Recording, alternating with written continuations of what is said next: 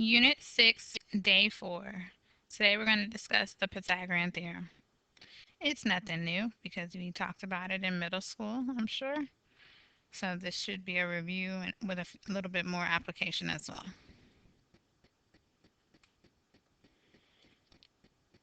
So I'm going to definitely skip around and not work out every single problem. But if we forgot what the Pythagorean theorem is, we got to remember it's a squared plus b squared equals c squared. A and B are legs of the triangle, and C is the hypotenuse. So keep that in mind anytime you're using the Pythagorean theorem. And it only works on right triangles. So for number 1, that we would set it up as 9 squared plus 12 squared is equal to x squared. 9 squared is 81. 12 squared is 144. Add 144 and 81, you would get 135.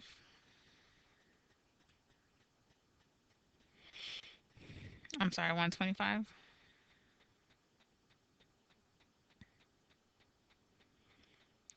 And then we don't want x squared, we want x because we're looking for the hypotenuse. So you would have to take the square root of both sides. And by taking the square root of both sides, x is by itself. But now we have to take the square root of 125. I don't believe that's a perfect square. So we're going to have to simplify the radical, which is what was talked about in the last video. Break apart the number. So I know 5 goes into 125, but I don't know how many times.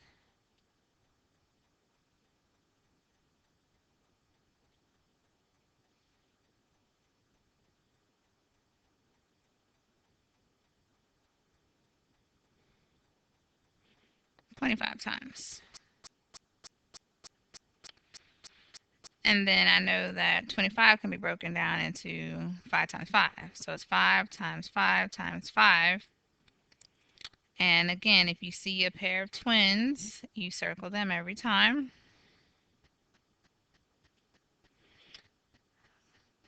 Within the pair, one will sacrifice themselves and one will escape the jailhouse.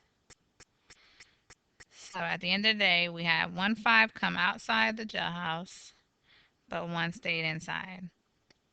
So x, which is your hypotenuse, is equal to 5 square roots of 5. As a decimal, it would be approximately 125, and the square root of that, 11.18.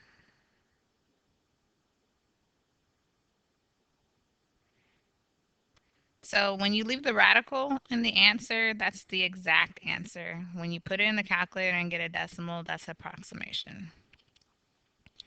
All right.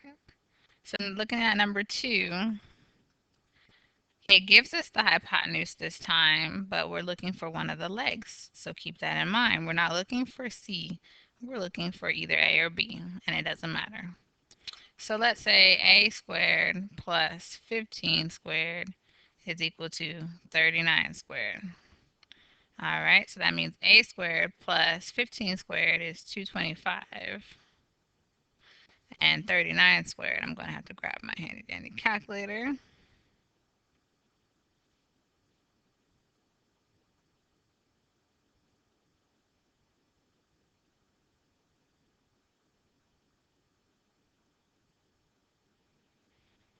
And I get 1,521.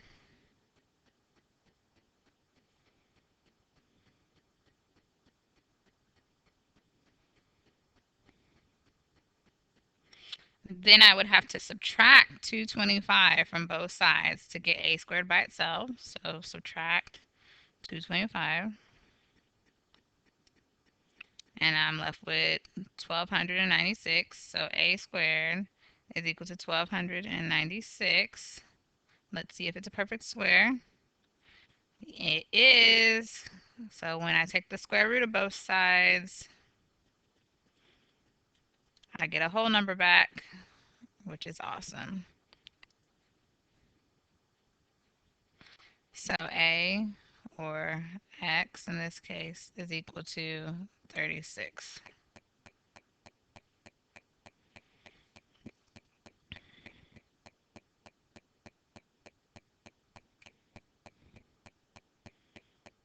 You should be able to do numbers 3 and 4. I would like the exact answer and an approximated answer to 2 decimal places.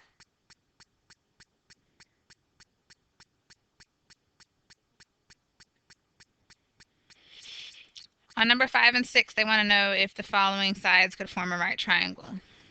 If 3 sides are going to form a right triangle, the Pythagorean theorem has to hold true every time. So in other words, C, the hypotenuse, will always be the longer side. So on number 5, 50 is the longer side. So I should be able to take 14 squared plus 48 squared, and it should equal 50 squared, if this is truly a right triangle. So 14 squared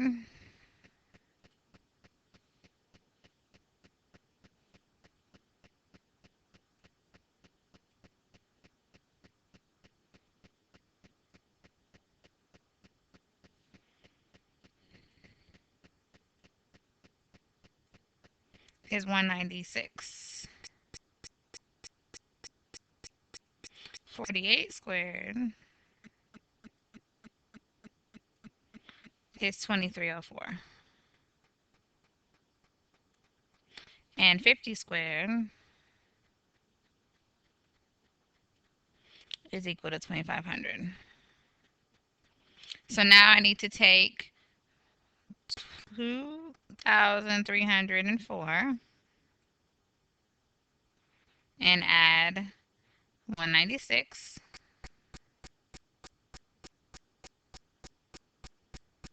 and I get 2500. So since both sides equal, yes, this is a right triangle.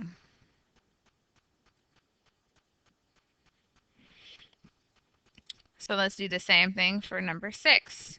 You should be able to take 2 squared plus 2 squared, and it equals 5 squared. 2 squared is 4. 5 squared is 25.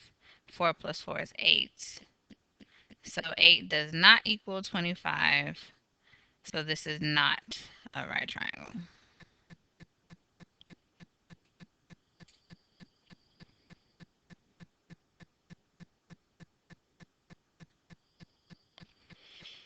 This is just some helpful hints for word problems.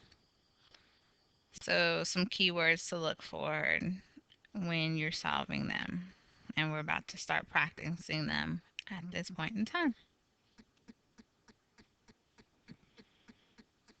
Okay. Number 7 would like for us to first solve for x. So I know that x squared plus 30 squared, it should equal 34 squared. So that means x squared plus 900 should equal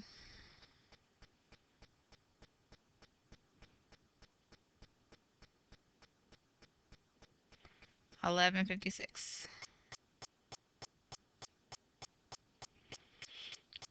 Now I would have to subtract 900 from that.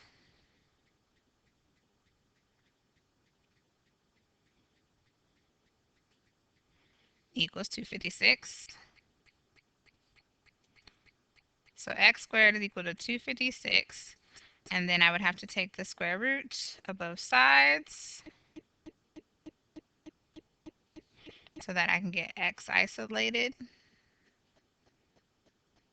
and no longer have x squared.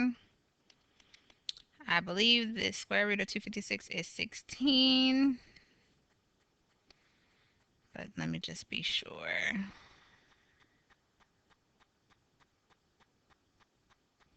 Yes. So x is 16. B says, what is the perimeter of the triangle?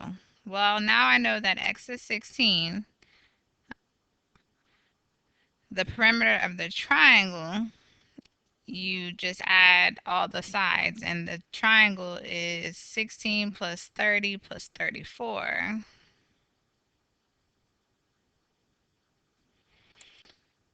30 and 16 make 46. 46 and 34 make 80.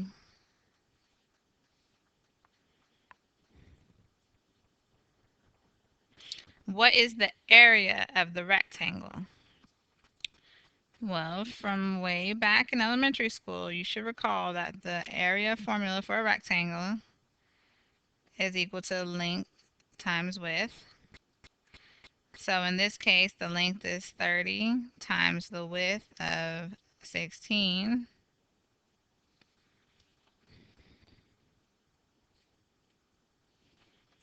So 30 times 16 is 480.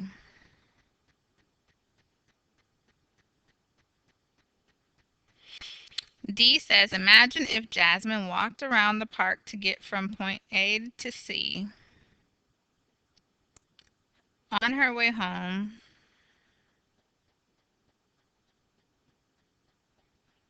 she cut across the park diagonally. How much shorter was her return trip?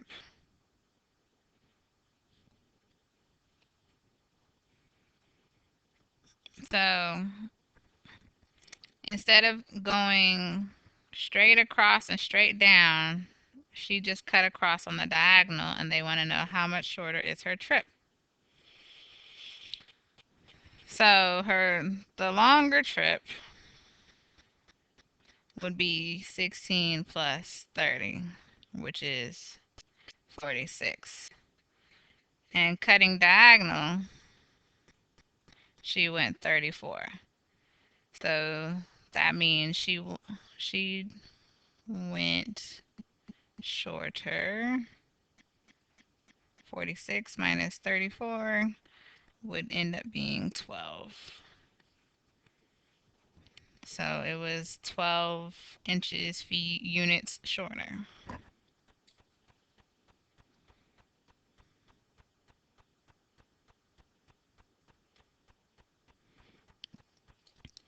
On 8 and 9, it probably works best to draw a picture to illustrate what is going on. It says an 18-foot telephone pole, or 15 foot, so here's my telephone pole, and it's 15 feet. It's supported by a wire, so there's my wire. The wire touches the ground 8 feet away from the base of the pole. In other words, 8 feet from the bottom of the pole, so it would be here. Find the length of the wire. So we're looking for the hypotenuse in this case. So I would need to take 8 squared plus 15 squared, and it would equal x squared. 8 squared is 64. 15 squared is 225. 225 plus 64 would give me 289. That equals x squared. And now I have to take the square root of both sides. So 17 is equal to x. On number 9, I'm just going to help you set up the picture so that you can answer the question on your own. During a storm, a tree breaks 6 feet off the ground. The top of the tree falls and touches the ground 8 feet from the trunk. So here's part of my tree, but imagine here was the rest of it. So I'm going to draw a diagonal. So at this point is where it broke. and it broke 6 feet off the ground. The top of the tree touches the ground 8 feet from its trunk, so it's here. What was the original height? So, to answer this question, you first got to find the hypotenuse, x. Once you find x, then you got to add 6 feet to it in order to answer the question thoroughly. So keep that in mind. You can do it, but just keep that in mind.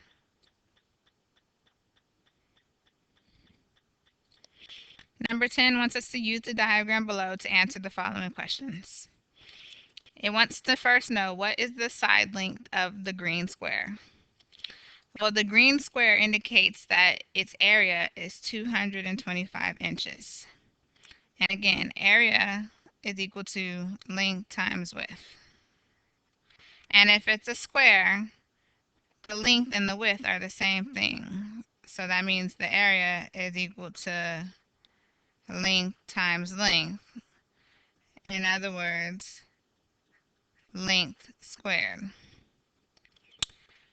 So if the area is equal to length squared and the area is equal to 225, we can find the one of the lengths by taking the square root of both sides. So L is equal to 15. In other words, one side length is 15. All right, then it wants to know, what is the area of the yellow square? So again, area is equal to length times length for a square. So that means it's 8 times 8, which is 64 inches squared. Notice the difference in the units. I forgot, this should be inches. If it's just one-sided, it's a single unit. But if you're talking about area, you have to square your units. All right, C wants to know the area of the orange square. So the first thing I would have to do is figure out, well, the hypotenuse, because I know this side is 15, I know this side is 8. If I can find the hypotenuse of this triangle that's in the middle, then that would be one of the sides of the square. So again, I know it's going to be 8 squared plus 15 squared equals x squared. And we just did this one. And x would equal to be 17. So that's one part of the square. To find the area, it would be 17 squared, which is 200 and, oops, 17 squared, 89, 289.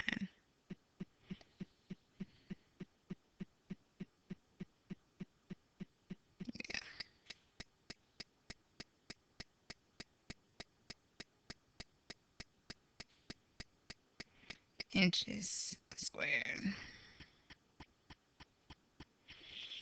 Oh, and then they want the side length of the orange square. Well, I answered that already. And that's 17 inches. And this concludes your notes for today.